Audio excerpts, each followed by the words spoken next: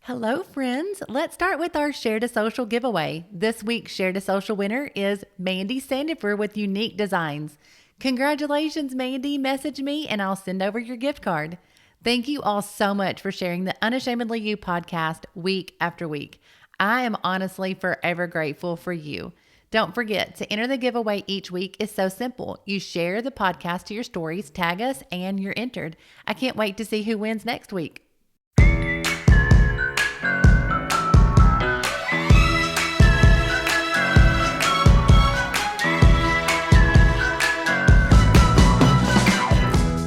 Hello and welcome to the Unashamedly You podcast, a space to enlighten, encourage, and empower you to go out and unashamedly be who God is calling you to be. I am your host, Jamie Herndon. I pray you heard less of me and more of Him as you listen to today's episode. Let's grow together.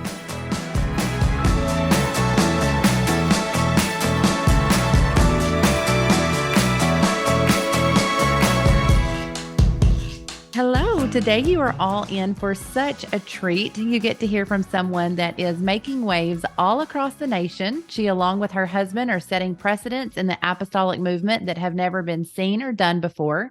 And I am privileged to have a front row seat to see what all God is doing. She is anointed in all that she does and does everything first class, whether in dress, speech, singing. You'll want to get out your notepads on this one because I can assure you, you are going to want to take notes on so many of the nuggets that she leaves for you all today. She is my first lady at First Pentecostal Church, North Little Rock, and I am privileged that she's taken time out of her busy schedule to chat with us on the Unashamedly You podcast. Welcome, Sister Mandie. We are so grateful that you're here today. Thank you so much. I'm honored to be here. So, not everyone listening has the privilege of being under your ministry and may not know as much about you. So, could you take a few minutes to share with us maybe on how you got to NLR and FPC? Well, I grew up in a pastor's home, and my parents came to camp meeting the very first time. I think it was 1997. And it was just my mom and dad with some friends of theirs. And so they loved it so much and just the spirit that was here that the next year they brought me and my siblings back. And so we attended for, I think, 3 or 4 years. And on that, I think it was the fourth year that I came to camp meeting that I was introduced to my husband. And he says it was love at first sight. I think I was a little more cautious, but it was a 10-month dating process, including engagement, and we were married the following June. So this June, we will celebrate 21 years of marriage, and we have 3 children, 17, 14, and 10. So God's been good. I will never forget that. I remember him bringing you to, maybe it was like the first time that you had come down outside of camp meeting and you came and you were meeting and everybody's like, oh, Pastor Nathan has a girlfriend. And everyone was trying to meet Sister Mandie. So you've been quite the celebrity since you walked through the doors. Oh, no, I We're don't feel like a celebrity.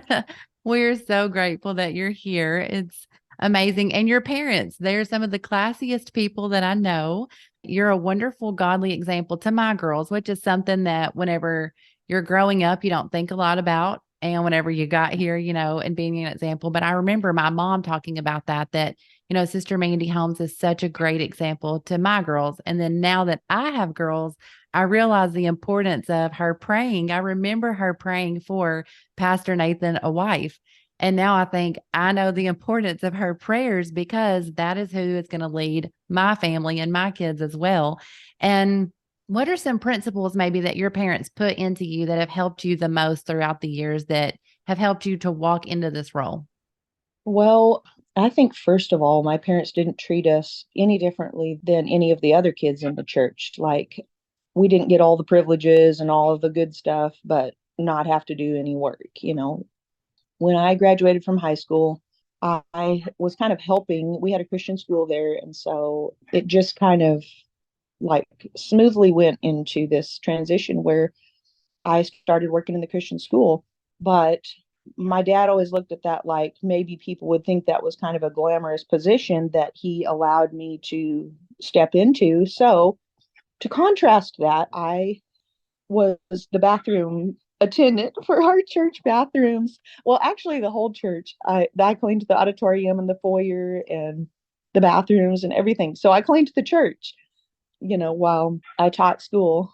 So I guess I got the, if you want to call it glamorous, I don't know if school teaching, but the fun job. But then I also had, some not so fun stuff to do. So I think that was a really important lesson, that ministry is not all about just people seeing you or people patting you on the back or hugging you or being on someone's podcast, like a name out there, but it's actually putting your head down and doing work, that nobody sees, but just being willing to work. That's what ministry is, really. That's so true. That's funny that he made you do the extra things because school teaching is not glamorous. Well, it's not Any- glamorous, but I think he felt like it was maybe kind of a leadership role. You know? right. I can So see what like you're saying. so instead of having anyone be like, "Hey, how come she gets this job?" You're like, "Well, she's cleaning the bathrooms too. So do you want that job?" you know, That's hey, so it's true. fine. I'm not too good for anything. In fact, there's been times when I've thought the bathroom maybe under the platform at church needed cleaned. I thought, you know what, I'll just bring my stuff up here and clean. I'm not too good to clean the bathrooms, but Mm. That is so good. And that's true. Ministry and leadership in general is about learning to serve and learning to serve people. absolutely, And whenever you realize that, and I think that's probably one of the biggest reasons that we've seen success at First Pentecostal Church is absolutely.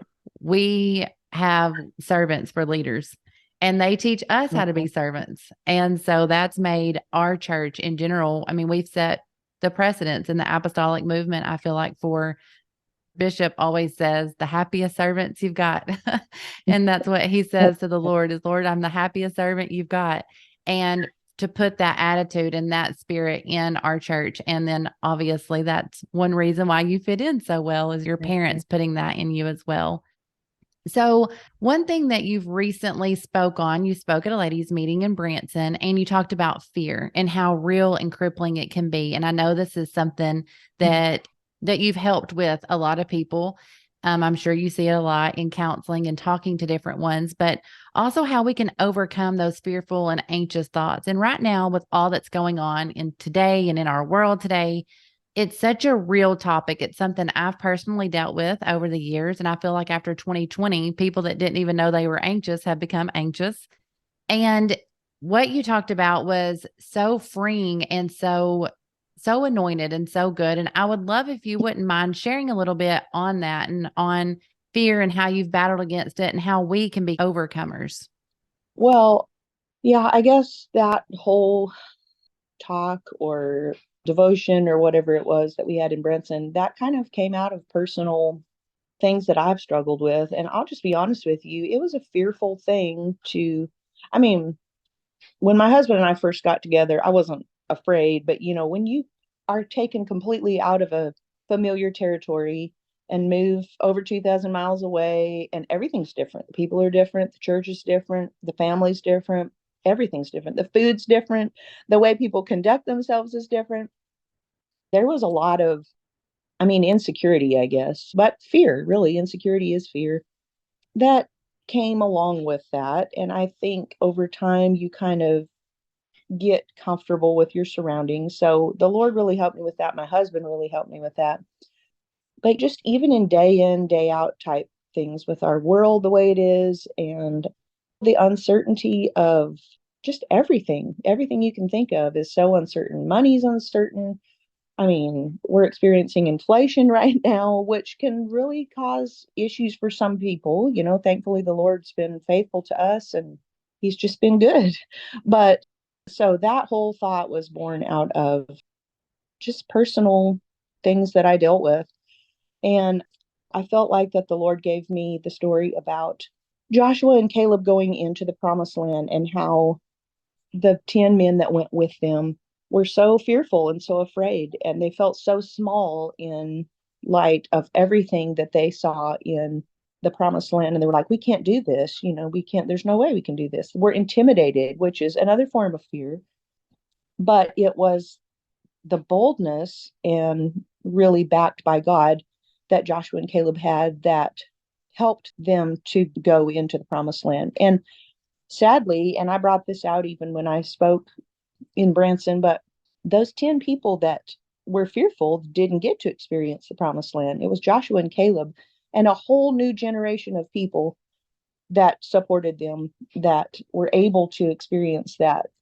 And I mean, fear can be so many things. It can be a lack of confidence. It can be anxiety, like you said, which we've all experienced these last couple of years. Insecurity, intimidation, fear of what people think or their opinions. Or, I mean, I still deal with that sometimes. Like things will happen and I'll be like, oh no, what about this? But God has given us answers for everything we need in His Word. Our bishop has stressed for years. I mean, as long as I've been here, and I know that he's been doing it longer than that, but has stressed the importance of prayer. And none of us are perfect. I don't make it every single day, but I do endeavor to pray regularly and every day as much as possible. But it's in those times when I'm spending time with God that scriptures will come to mind that, like, that's how this was even born. The talk I did about fear, it was just like something that I had dealt with. And when I knelt down to pray, it was like scripture started flooding my mind. Like, what you're dealing with is fear. And God is not the author of confusion. It's not His will for us to be fearful or have anxiety. But I think the biggest reason that we do is we want to control everything. We want to know what's going on. We want everything to be certain and know what's going on.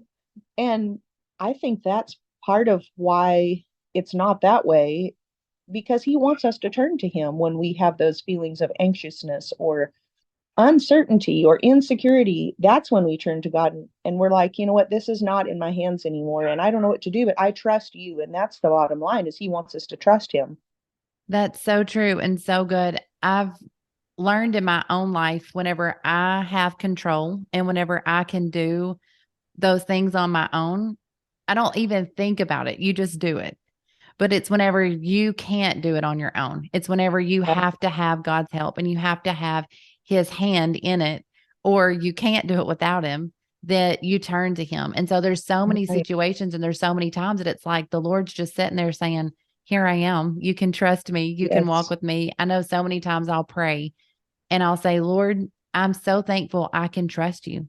I can fully put my trust in you. I cannot trust anything else going on right now.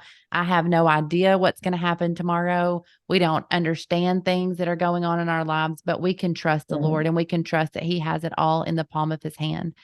One other thing that I wanted to say too is so many times when maybe you feel a little nudge from the Lord or whatever, and you feel reluctant, because I know sometimes that can happen to me, like when I'm praying with people, like I'll feel impressed to go pray with somebody, and I always second guess myself, and that's the devil. Like, why should I second guess myself to go pray with somebody? I mean, there's nothing but good that can come out of that.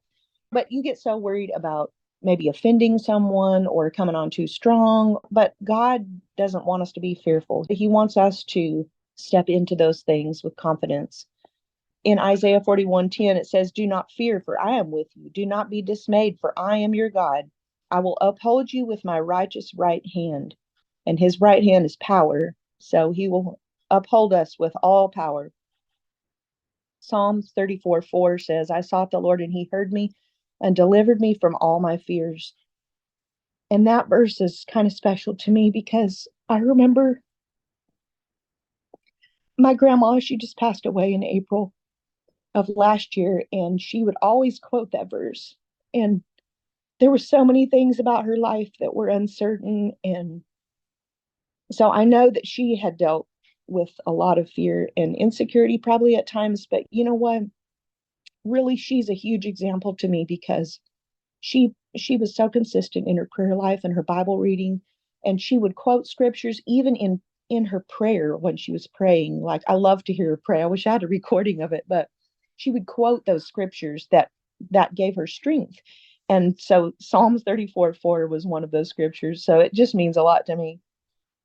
But Psalms 23:4 says also, yea, though I walk through the valley of the shadow of death, I will fear no evil, for thou art with me, thy rod and thy staff, they comfort me. And really, that is So that kind of speaks of even the day that we're in right now. Things seem so dark and hopeless, and just like, how much worse can it get? But I will fear no evil, for thou art with me, and his rod and staff comfort us. He's with us. We don't need to be afraid. Psalm 27:1, the Lord is my light and my salvation. Whom shall I fear? The Lord is the strength of my life. Of whom shall I be afraid? Deuteronomy 31:6, be strong and of good courage. Fear not, nor be afraid of them, for the Lord thy God, he it is that doth go with thee. He will not fail thee nor forsake thee. So there's so many scriptures. That's just a few that I had written down, but God wants us to feel empowered and not to be fearful. And we're his children. We're made in his image. We have no reason to be afraid. We just need to walk in confidence and be full of the Holy Ghost and know that he is right there with us, walking right beside us. So good and so powerful. His word, it's what's there to help us. But so many times, Absolutely. isn't it crazy that sometimes it's hard to get that Bible reading in and to open Oh, up the word, man. but it's so easy to scroll on social media where all of Oh, that man. craziness is. And it just And keeps you all revved up. it does. And I'm like, and his word just brings such peace and such comfort and Oh, such help. But it's that's right. proof that our flesh, it will turn to the things that keep us feeling that way. I'm not really sure why we're Absolutely. like that. But Well, I just think it's our base nature, like it is a discipline to sit down and read your Bible or to turn on the Bible app while you're doing something and listen. But I'm telling you, there's been so many little nuggets that I've received, and I would just like stop what I'm doing and like highlight if I was listening on my Bible app or whatever, like, oh, that's so good. So if we just make ourselves, but it's not really any different than exercising or other disciplines that we do, keeping our house clean and stuff like that. I mean, it's rewarding. So when you discipline yourself to pray and talk to God, and someone just said recently in talking about praying, like, how can you have a relationship with somebody if you don't talk to them regularly? And how can they speak into your life if you don't talk to them? So it's just take that, and it doesn't have to be a 2 or 3 hour thing. I mean, sometimes all I have is 20 or 30 minutes to go by the church. I'm like, hey, that's better than nothing. But I mean, God can do a lot in just 20 or 30 minutes, especially if your heart is tender and you're open and it's ready for him to speak into your life.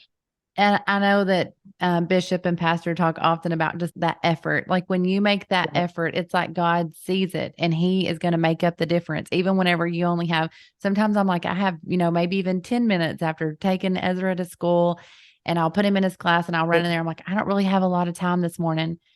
I could pass by and just go right out to my car, but just stopping in there, it's like the Lord knows you only have 10 minutes and he just really meets you there in those times, just making that effort and telling him, you're important, Lord. I want you to speak to me. This relationship with you is important. That's so good about having the relationship. Unashamedly Absolutely. You community in general is just about going after your God given purpose, your God given dreams and goals that God places in your heart in those times of prayer. The Lord will drop things and nuggets into your mind, things to do, but sometimes that fear can creep in and it can keep you from Yeah. things. Like you said, even just going to pray for someone. How could that be a Mhm. negative thing? Someone just said something to me this past week about that. They're like, I felt like going and praying with her or saying something and I didn't. And one thing that I had told them with that is I said, I learned a long time ago if it's something that I do not want to do and I'm having to Right. make myself go and do it, that it's not Absolutely. my flesh, it was the Lord. And I've learned Yes. to answer that and to do that because you never know what they needed in the Lord to be able to use you in that way. The same thing with going with things for our purpose in general. The Lord dropping things in our mind or in our hearts to do that may be able to bless the kingdom financially. It may be something that blesses and brings a soul. You just never know what the Lord has in mind with your purpose, but we all have different Mhm. ones. But that fear creeps in. Is there anything that you would want to leave our listeners for that? I just feel like that there's so many areas, and really it's the trick of the enemy, like I said earlier. it doesn't matter what stage of life you are in. You can be a single young lady that doesn't have a spouse, and that can bring you fear. Or you can be, maybe you're in ministry, but the Lord's calling you to more, like calling your husband to pastor. And as a pastor's wife, you can feel, or a minister's wife, you can feel like, what can I do to help people? How will that work to be a pastor's wife? But God would not call you into something that he didn't feel like that you could fulfill. And so if you're fearful about something, like whatever the circumstance may be, fall on God. When your heart is overwhelmed, lead me to the rock that is higher than I. God can do what we can't do. God can give you peace in your mind. God can give you strength that we don't have, supernatural strength. Like, I look at the last 20 years of my life and I think of things that I've gone through, and I think, I don't know how I did that, but how did I get here? But it really is just the strength and the help and the Holy Ghost. And it's just everything that God is to us, and his word and prayer. And that's just, I think it's so important. 2 Corinthians 10:5 says, casting down imaginations and every high thing that exalteth itself against the knowledge of God, and bringing into captivity every thought to the obedience of Christ. So sometimes our mind can be our biggest enemy. People aren't thinking anything of us. We can do more than we think that we can do. We may not know how to do something, but our biggest problem is between our ears. So we have to get a hold of that. And that how we do that is in the prayer room, talking to God. And he can bring all of those imaginations and crazy off the wall things, rein it all in, and give us the strength and confidence to do what we're called to do. Because I'll just be honest with you, sometimes I look into the future and I think, well, how is this going to be? Like, the stage that I'm at right now is my kids are on the brink of, I'm about ready to have 3 teenagers. My youngest turns 11 next month. But I mean, I guess it's not teenagers, but I mean, I can see the changing and the maturing, and 11 is just a huge pivotal year. And so I'm like, so what is the next 10 years of life going to be like? And that could be fearful, but I don't want to allow it to be fearful. I want to give it to God and be like, you know what, I'm going to enjoy this. And that's what we have to do in every situation, every circumstance.